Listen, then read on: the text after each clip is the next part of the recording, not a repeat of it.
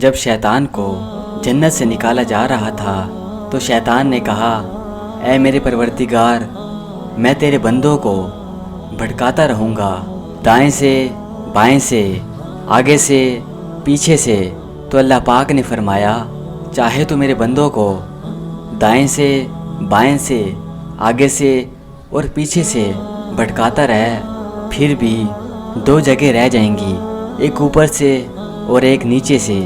جب میرا بندہ نیچے زمین پر سجدہ کرے گا تو میں اسے معاف کر دوں گا، اور جب میرا بندہ آسمان کی طرف دعا کے لیے ہاتھ اٹھائے گا میں اسے اس وقت بھی معاف کر دوں گا۔ ایک مرتبہ حضرت عیسیٰ علیہ السلام کی ملاقات ابلیس سے ہوئی۔ وہ 4 گدھوں کو ہانک رہا تھا، ان تمام گدھوں پر سامان لدا ہوا تھا۔ حضرت عیسیٰ علیہ السلام نے ابلیس سے ان گدھوں کے ہانکنے اور سامان کے بارے میں پوچھا، تو ابلیس نے جواب میں کہا کہ تجارت کا سامان ان گدھوں پر لدا ہوا ہے اور خریدنے والوں کو میں تلاش کر رہا ہوں۔ تو حضرت عیسیٰ علیہ السلام نے اس کی بات سن کر پوچھا، پہلے گدھے پر کیا سامان ہے؟ تو ابلیس نے کہا، ظلم۔ حضرت عیسیٰ علیہ السلام نے پوچھا، اسے کون خریدے گا؟ تو ابلیس نے کہا کہ بادشاہ۔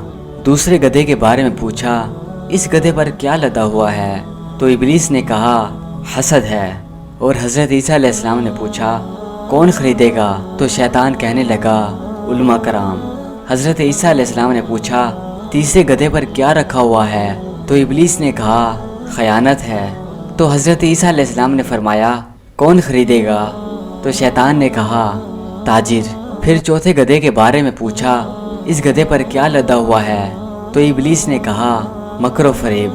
حضرت عیسیٰ علیہ السلام نے پوچھا، اب اس کو کون خریدے گا؟ تو شیطان نے کہا، عورتیں۔ دوستوں، ہم جتنے بھی گناہ کرتے ہیں ہم سمجھتے ہیں کہ یہ گناہ شیطان نے ہم سے کرایا ہے، حالانکہ شیطان کے علاوہ ہمارا نفس بھی تو موجود ہوتا ہے۔ سن لیجئے، شیطان اور نفس کا دھوکہ ہمیں کیسے معلوم ہو جو یہ گناہ کرنے کا ہمارا دل کر رہا ہے یہ شیطان نے کہا ہے یا پھر ہمارے نفس نے؟ ایک اللہ والے فرماتے ہیں کہ انسان کو دھوکہ شیطان بھی دیتا ہے اور نفس بھی، مگر دونوں کے طریقہ کار میں فرق ہے۔ شیطان کسی گناہ کی ترغیب اس طرح سے دیتا ہے کہ اس کی تعویل سمجھا دیتا ہے، اس کا طریقہ سمجھا دیتا ہے کہ آپ یہ کام کر لو، اس میں دنیا کا فلاں فلاں فائدہ ہے۔